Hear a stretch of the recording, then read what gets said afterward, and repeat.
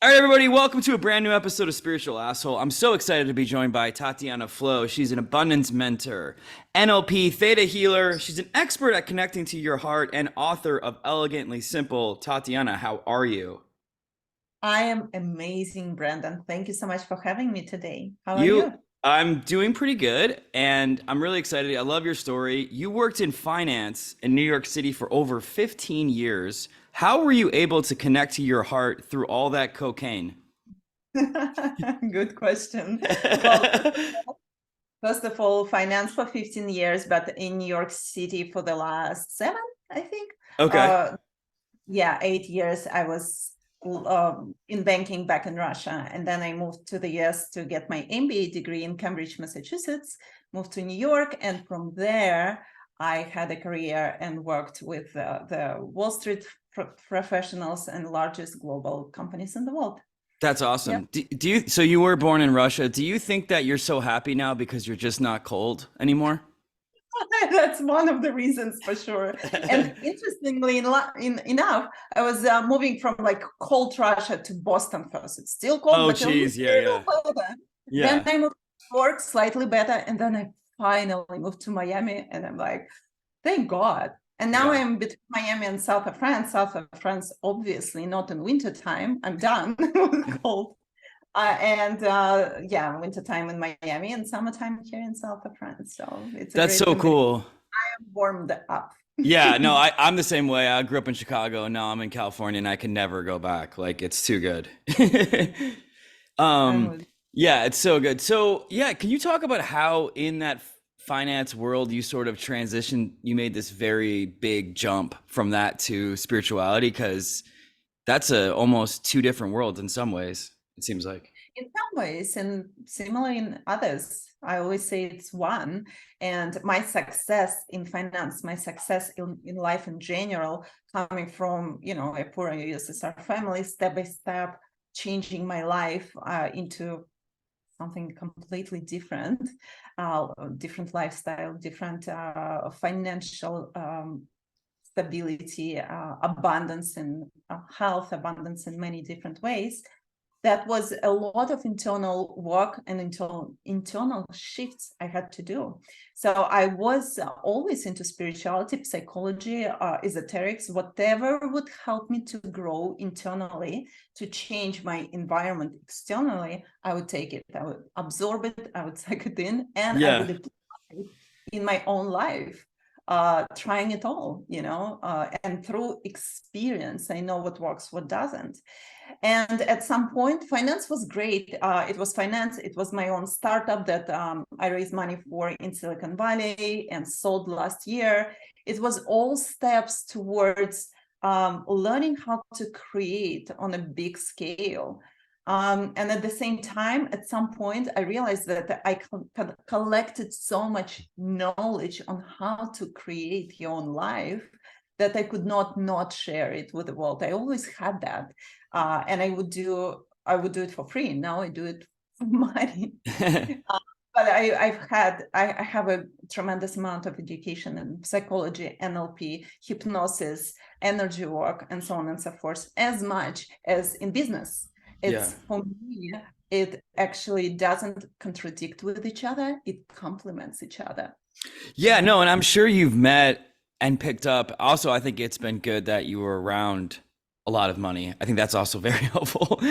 So, what were some of the things that you did pick up from that about? Because you talk a lot about how you've shed so many limiting beliefs on financial freedom. What were some of those beliefs and how did you shed them? Great question. Well, I realized money is just an energy. And first of all, first and foremost, it's about your internal uh, state of being that creates external reality, including financial prosperity. And I was surrounded by the wealthiest people on planet in finance and in real estate. I was also helping my ex-husband in his real estate business in the most luxurious places in the world, the Hamptons, New York. So I was communicating with the richest people on planet. And I could see how all these millions of dollars, hundreds of millions, would not make people necessarily happy. and would not make people necessarily financially free, because lots of money also means lots of maintenance, and it means you have to know how to manage it and how not to become a slave of it. And it doesn't matter how much money, you still can become a slave of it. Even if you don't have money, you say you don't need it. It's not true. Everyone needs money to live, to buy bread, to get education, for health. Just it's a crucial part of our life. So, whether you have money or not is sometimes even irrelevant. How you feel internally, what the state you live in, what matters. And from that place, it's easier to attract money, to create something that would bring that abundance, including financial, in your life. Yeah, so how have you switched to that abundant state specifically, and what would you say to those people who are like, I want to be that rich, please? How would we do it?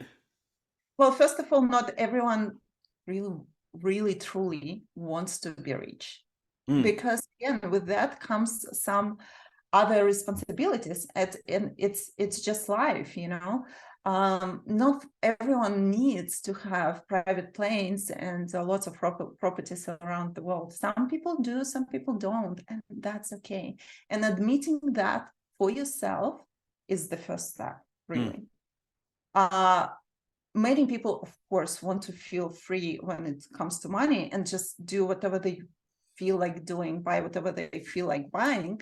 And that is the state, because again, I lived myself in situation when I had millions of dollars, but I felt restricted to even buy a first-class ticket. It was here, right? And now I'm very financially feel financially comfortable and buy business tickets just because I love comfort. One doesn't come with another. It's different approach to life. How much you love yourself to make yourself comfortable.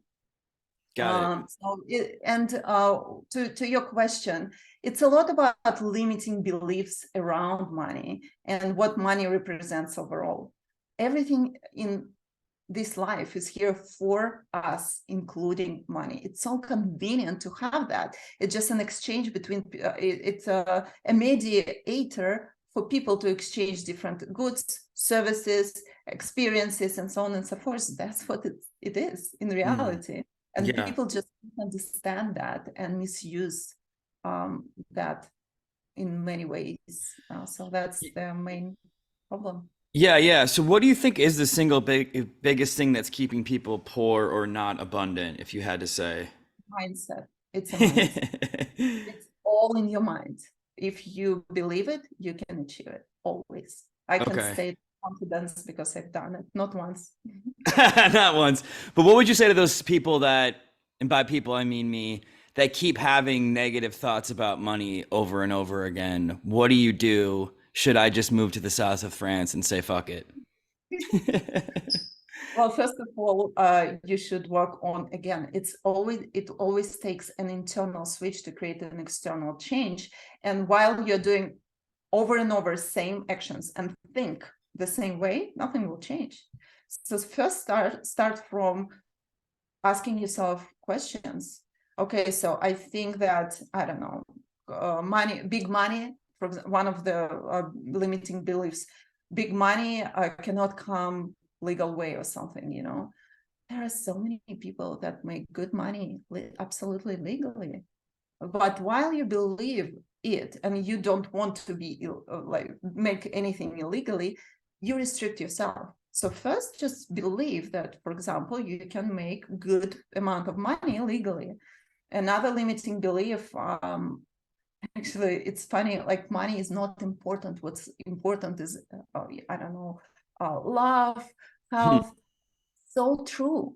You cannot buy love, you cannot buy health, but you can buy gifts for the loved ones. You can buy workout sessions and, I don't know, spa, massage, something that improves your health.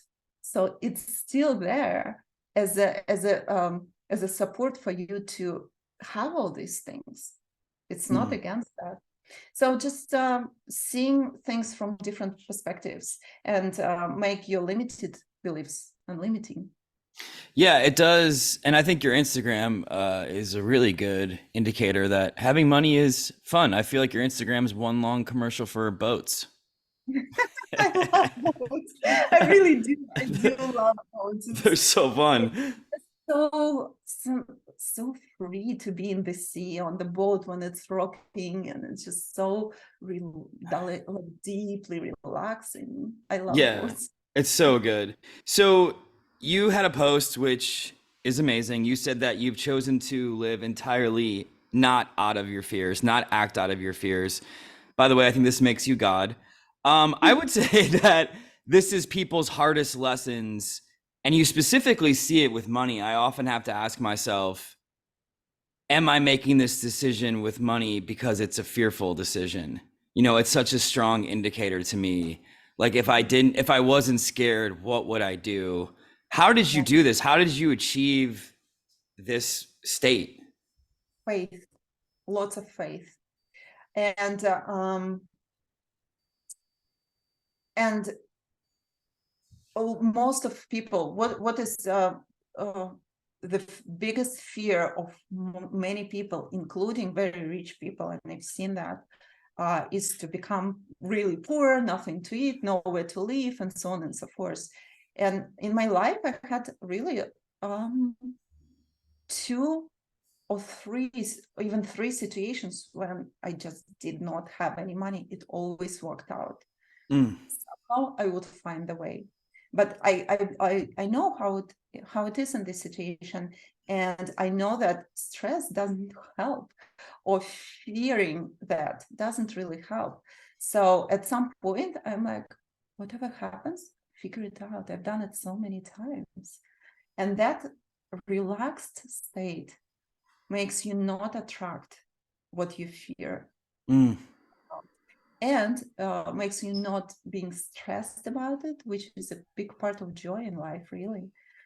So I work actually in my sessions with my clients, I work a lot with erasing the fear with some NLP practices and energy work, and including erasing the fear of like being poor and having no money at all. I've done it for many people because it's one of the major fears of many people. Yeah. And just changing that already creates some abundance, because your focus is not on fear of being poor, where focus is there's energy. Your focus is on abundance, and how much abundance is there for us. We just need to see the opportunities and go for it. I already feel more relaxed. Thanks. So do you not have fears anymore, or what happens when you do have a fear come up? Of course, I am still a person. I'm still a human. What happens? I notice it. I do my best to live in awareness every second of my day, literally. In the beginning, it's more effort, then it becomes easier and easier. And when I see the fear comes up, I can feel it, I can see that. I just don't give it too much focus and too much attention and too much energy. It's still there, don't get me wrong. It's always ready to attack. Yeah, it's crazy. Just Yeah. choose not to dive there. And you have to be highly aware of your state all the time for that. And I am. There are times when, for example, I'm tired phically, or I'm hungry or something, then it's easier to get through my Yeah. skin. But I can clean it for myself as well. So Even you if like let it pass through you? Is that how you do it? Hmm? You let it pass through you, sort of? Is that how you do it? And that, yeah, sometimes you're like, just okay, so I'm gonna lay down and just feel the fear, and it disappears, and you just Mm, that too. that's Yeah, great. because in the reality, fears is just an illusion. When you're afraid to do something, and you don't do it, it grows. It like becomes even more scary in a way. Yeah. Because you do it, it disappears. Something else comes up, right? That's what happens. Something else I was gonna. So you also teach financial freedom through Tantra. I'm wondering what this means because I think you're telling us to have sex with money, which I'm totally down for. Is that true? Well, great joke. Hey, great joke. Yeah, Tantra is so misunderstood for what it is. Tantra means expansion and liberation of your being. It's not about sex. Sex, it just sexual practices is a part of it because Tantra says that through senses, through your senses, through your body, you can reach God. You can reach that state of freedom and expansion through senses, including not denying it, like some religions would offer. And there's no right or wrong. But I do believe, like in my case, it works. And sexual practices is just a little part of Tantra, but because it was brought this way in the Western world, that's how people pursue it.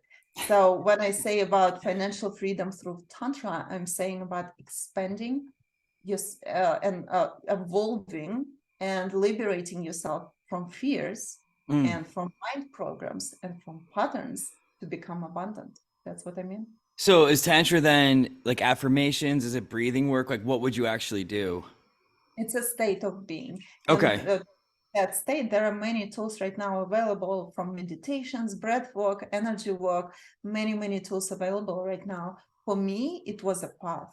It Mm. wasn't, it didn't happen overnight. And I've done it all. I've done Yeah. everything to get here. And now I know how to help other people to reach that state. That's really cool. Yeah, so you did say that I don't know when this was. It was last summer. You said I achieved oneness. What does Yeah. this look like? And are you like missing the fact that you're not always in oneness? Because I recently did some Question. I recently did some mushrooms and I felt like Neo in the Matrix and I'm like, no, I don't want to go back to this reality. I want to be Neo all the time. This sucks. I get it. And actually, my first experience to oneness was with Bufal Warriors. But it was a path again. I was ready for that. I was searching so deeply for answers.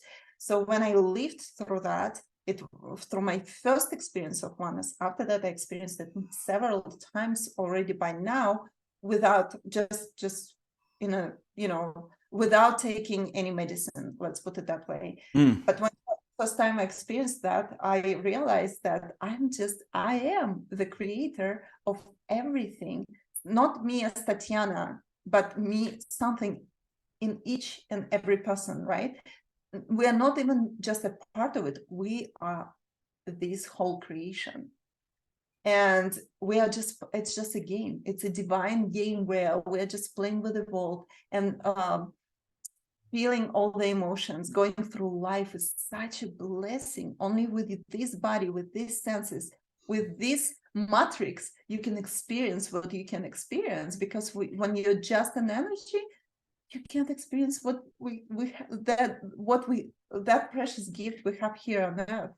So it was a lot. It was like merging with the whole world, with God, with light, with the whole universe.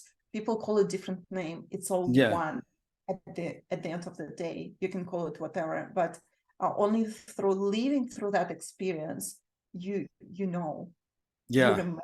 You remember. Everybody knows actually, but we forget, and that's a part of the game, to find this way to remember you are the creator, you are God within you, Mm. and you create everything, this reality, this matrix, for yourself. How would you um describe this state? Because I've experienced it, and I would say it feels like you disappear. The mm, the version of you that you think you are is like gone. personality. Your Yeah. personality is gone. Your personality is gone, but Personality, exactly. That's what I mean. the true you is there. You find Yeah. your true self Mm. there, but your personality is gone. And after that, I lived through that state several times already, and from different perspectives. Like I experienced oneness with my mom when she was passing away. I experienced oneness with the man, for example, in a union, and so on and so forth. And it's every time something happens to misalign, when you align back, you experience oneness again and again and again from different perspectives. Because last summer, when I experienced it the first time, I'm like, so what's next? Like, if it's combination, what's I next? know. Then I realized that it's infinite. And that's what we're here for, to experience it from different angles again and again and then again. And it's an eternal journey. And it's so beautiful. The further you go, the more beautiful it becomes. Yeah, it's like indescribable, I would say, when it happens. All right, so switching gears a little bit, you did say that you experimented with group sex in your 20s, but now you believe in relationships with just one person. You really studied my profile. I Oh went my in, I go God. hard, I go in, I go in. So yeah, you said you experiment group sex in your 20s, but now you believe in relationships with just one person. When did you become so boring? Oh my God. After I have done it, and I'm like, okay, I've done it. I don't have to do it Okay, okay, anymore. it's fine. Okay, it's fine. So, So, yeah, can you talk about this journey? of course, yeah. I was actually experiencing it with my ex-boyfriend back in Russia, and it was an interesting experiment. And I realized that it's kind of spreading the energy out, and it's when you can collect it and put it within one relationship and go deeper. So, but Mm. it's an experience, right? By experiencing that, I could go differently. And I That's like, I became have to stop you bored. right there. That's like the most beautiful argument for monogamy that I've ever heard. I Yeah, really like well, that. yeah, it's like oneness. You can learn about your partner forever, forever. We all, each one of us is the entire universe. So instead of spreading, just going deep, getting to know each other again and again and again. That's where the true beauty is. Really, really, really, really. But what if your partner is Once boring? I leave work, I know. What if your What's the partner's boring though? Or what if, I guess something, an idea I do want to kick around with you that I would love to get your take is, I get monogamy and I think it makes sense in some ways, but also like you teach, I believe, so many people in the self-help world believes, kind of almost, I feel like a dichotomy in the sense that they're like, we're infinite beings with infinite possibilities. Anything is possible. You could do anything, millions of opportunities. You're limitless, but you should marry Brad. And it just feels like that seems in itself kind of limiting. Like you said, experiencing somebody over and over again. But what if you're bored with them? Or what if you're like the new experiences is fun? Like, how do you reconcile these things? I think you become bored with a person and with yourself in a way Yeah. in that relationship when you put yourself and the person in boxes. In boxes, you define, oh, I know you, you love that. Oh, I know you, you're like that. And that's it. You stop exploring further. Oh, In that's reality, so good. we know we love different things and different people. That's why it's so difficult for some people to keep monogamy, and there's no judgment in that at all. Like it's different for everyone, and that's the beauty of the world. Everyone is different, but every person kind of highlights some different parts of us, and that's why we like to communicate with different people, and some people like to have sex with different people because it unfolds different parts of you. But if you again go deep into Mm. getting to know different parts of each other, not putting each other in the box, oh, I know you like that and then go for that every time, it becomes boring. Keep exploring each other, not only in bed, in life. Every day is a new day. Every day is a new you. Let's get to know each other.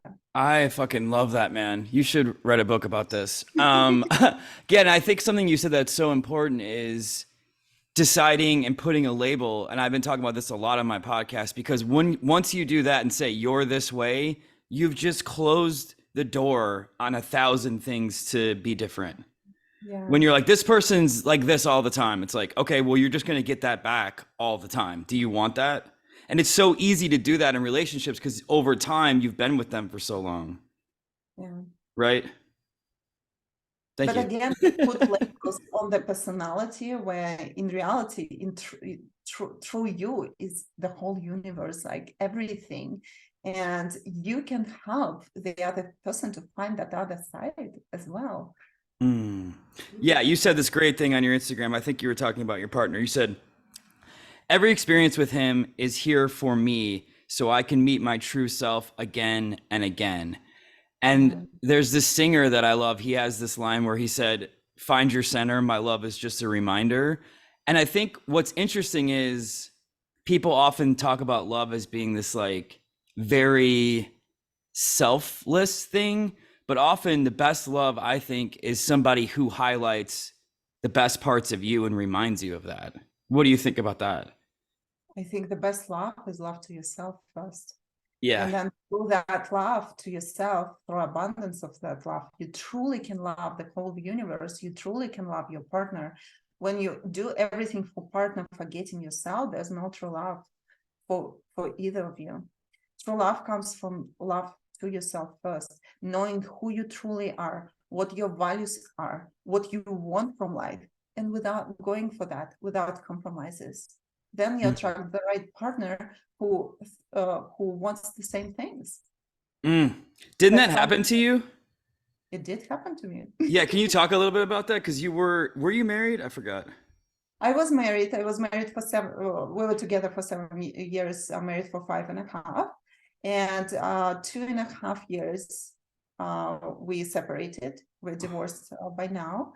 And it was a path for me to find myself again, differently, and to find a relationship where I am very well defined. I know I left because I needed to find myself first.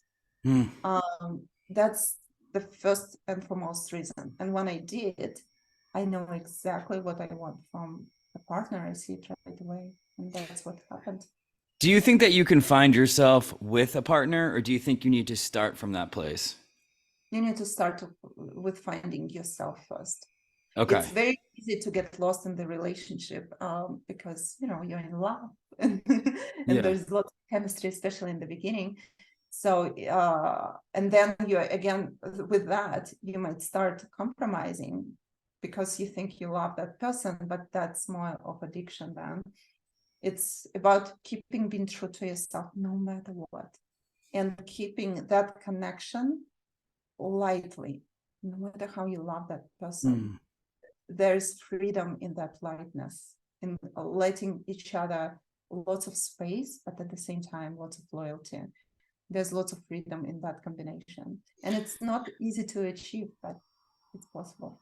Yeah, I just want to point this out for the listeners. Like, it's just amazing that you had this marriage, and then instead of getting divorced, being bitter about the breakup, thinking about them constantly, bringing that relationship into your now reality, saying how this is all things are, you decided, I'm going to just double down on myself. That's what happened. Every time. Every time something actually dramatic. I call it dramatic, not even dramatic. It's just dramatic. It's intense. Something intense happens. I look at it like, okay, what does it mean for me? And why, how can I meet my true self even deeper? And it gives you a completely different perspective on life and different quality of life because of that, and very different result, because that leads to transformation, that leads internal transformation, that leads to external change. You don't repeat the same pattern with different guys over and over again. But that's what I'm saying. A lot of us, what we do is go through the breakup, play out in our head, who was right, who was wrong, and then we're like, okay, I'm ready for the next person, and then around and around we go, and then you just do the same shit again, Yeah, it's the same pattern because it's about you first. You need to find answers within first, and what kind of catch that pattern that made something did not work for you before. Catch it, change it, catch it, changes, unless you finally get it. But really, it's infinite. There's always something to unfold, and you can become more and more free. Yeah, but you can become more and more free already within the partnership when you grow together Mm, and enhance each other. I love that. So you also said that you can give and receive energy orgasms. Is it fair to call you the cum magician? I love this interview. I'm like, you're not going to get this question from somebody else. Well, What does this yeah, mean? Can you describe what this means? yeah, of course. It's about you can do it without almost a contact, or with just contact with your body without contacting the intimate parts that we usually go for right away. And it creates like the whole body orgasm where every cell of your body just trembling in bliss, instead of the energy being keeping in that place where your organs usually are. And there are many techniques I can teach you guys, but one of them, even if you didn't go for that, well, that takes time and effort and commitment to do that. You don't have to do it every time you have sex, but sometimes it's good to do it, and that's a part of that exploration of each other that I was talking about. But also another practice you can do after you experience orgasm, so the energy is not stuck in your lower chakras, you can push it up the spine and with your mind, and literally see energy going up and down, up and down, so you spread it through your body. That also gives you an opportunity not to just experience to experience it wider Mm. than you regularly would. And it's kind of a self-training. Every time you do it, you become more and more sensitive, more and more sensitive. The more time you do it with your partner as well, the more you explore each other and keep it interesting for each other as well. That's awesome. So it's like visualizing and sort of picturing it. It's doing it. Okay, Why just doing. visualize? Go for it. Why visualize? Get it off your vision board. Okay. Yeah, never heard of that. That's cool. So, what do you mean that you could send it? Oh, you could give it to your partner. You can't just like send it to a stranger. I can, but I don't want to. I want to do it. Why would I do it to a stranger? I let him be. I mean, Let him there are be. people around me all the time. Have that condition. Just a guy going to work, just getting energy orgasms. All right, just like he's like, whoa, this is a great day. Um, that's great. All right, so you said that something really cool. You said pain is natural, suffering is optional. And I think that's really amazing because specifically in religion, I feel like and I was raised Catholic, it's often taught that like literally life is suffering. And I just think that's so not true. Mhm. So can you talk about that? Yeah, and someone doesn't have to. It's kind of in many religions, you have to suffer to go to heaven. And I Yes. say, you create your heaven and hell right here, right now, and you choose what you create. It's not somewhere there. It's right here, right now, in the moment of now. And in terms of pain and suffering, I Yeah. offer to separate those terms. Pain is just a temporary state that you can experience. You cut your finger, you experience pain, right? It's a part Yeah. of life. You lose your loved ones, you might experience pain. Pain, it's okay. Suffering would be creating a non-true story around that pain. For example, you lost somebody and you tell yourself a story. Now I cannot live without him. I will never be happy without him. That's a story you created for yourself, and suffering. Because in reality, course you can be happy. Of Yeah. course it's painful in the moment, but you can be happy. That's the reality. But you might program yourself to that. So suffering is something mind created around pain, trying to escape the pain or not accepting it fully as a part of life. What I do now, I just live through that state.